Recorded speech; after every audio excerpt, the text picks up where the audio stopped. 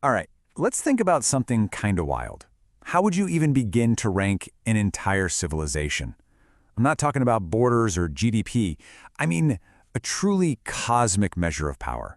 Well, today, we're going to dive into a framework that does exactly that. Now really, think about it. If you had to create a universal ranking system, what's the one thing that would define progress no matter where you are in the universe? It's a tricky one, right? But the answer, it turns out, is pretty simple. It's not about what a civilization has, it's about what it can use. And that one ultimate resource? It's energy. So this brings us to the Kardashev Scale. This whole idea came from a Soviet astrophysicist, Nikolai Kardashev, way back in 1964. And his idea was, kind of brilliant in its simplicity. He basically said, a civilization's tech level, it's all about how much energy it can control. It's a super simple but, wow, really profound way to look at our place in the cosmos. All right, here's our game plan. First, we'll talk about why energy is the key. Then we'll hit the 3 big levels of power. We'll figure out where we are on the scale. Spoiler, it's interesting. Then we'll look way ahead. And finally, bring it all back to what it means for us, right here, right now. Okay, so why focus on energy? Why is that the ultimate metric? Well, think of it like this. Energy is the universal currency. It doesn't matter what planet you're from, what you look like, or what your goals are. If you want to expand, build bigger things, run supercomputers, or travel to other stars, you're going to need energy. More and more of it. It's basically a law of physics.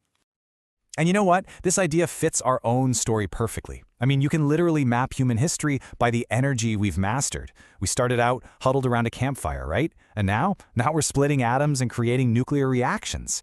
Every single major leap forward for us has been an energy revolution. So Kardashev laid out 3 main types of civilizations, and each one is just a monumental leap from the last in terms of energy use. It's kind of like a ladder of cosmic advancement, and we're just getting started. Okay, so the first step on this ladder is Type I. That's a planetary civilization. They've mastered all the energy available on their home planet. Then you take a huge leap to Type II, a stellar civilization. These guys capture the entire energy output of their star. And then the final mind-blowing step, Type III, a galactic civilization commanding the power of an entire galaxy. Yeah, wild. Okay, this all sounds like awesome sci-fi, right? Planetary, stellar, galactic. But where do we fit in? Where is humanity on this massive cosmic ladder? Well, the answer is, let's just say it's both a little humbling and also incredibly motivating. Right now, we're sitting at about a type 0.7. 0.7. That's right, we haven't even made it to the first official rung on the ladder. We're still what you'd call a sub-global civilization.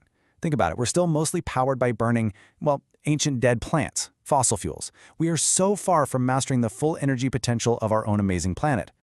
And the gap, oh man, the gap between where we are and Type I is just staggering. Our total energy use, all of it combined, is a tiny, tiny fraction of the power our own sun beams down on Earth every single day. Let me put it this way. Earth is constantly getting hit with about 174 petawatts of solar energy. That's more than 10,000 times what we currently use. A Type I civilization, they'd be harnessing all of that. And here's why this is so important. A Type I world isn't just our world, but with more light bulbs. No way. It's a world where climate change is a problem we solved generations ago. It's a world where you could potentially tame a hurricane or even control tectonic plates. Energy would be clean, basically free, and abundant for everyone. It's the leap from being planetary teenagers to planetary adults. Okay, so if that's Type I, let's climb the ladder. This is where things get truly mind-bending. Because after you've mastered your planet, what's next? Well, you start looking at your star.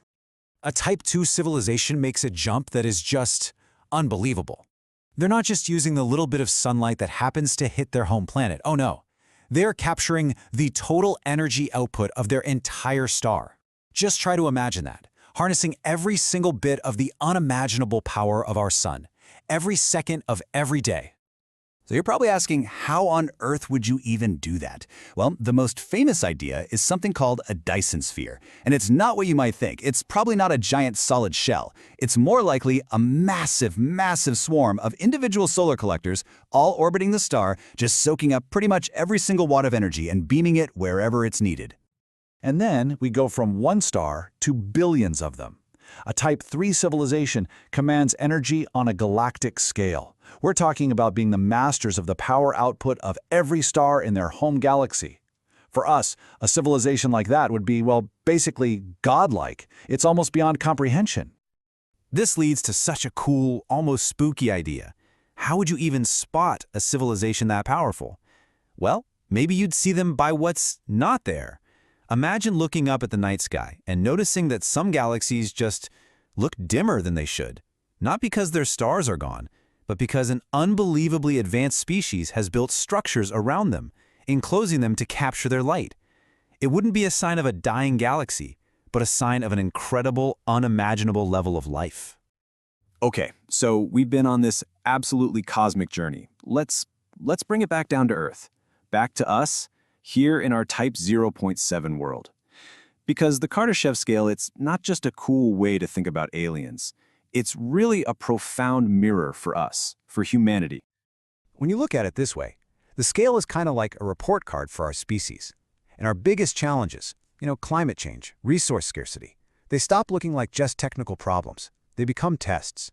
Tests of our maturity. Can we work together globally? Can we think long-term enough to survive what some people call our technological adolescence? Because if we can, our potential is literally cosmic. That journey from point 7 to 1.0, that's the great project for all of us in the coming centuries. So tonight, if you get a chance, go look up at the stars. This scale gives you a whole new way to see them, and you can ask yourself a new question.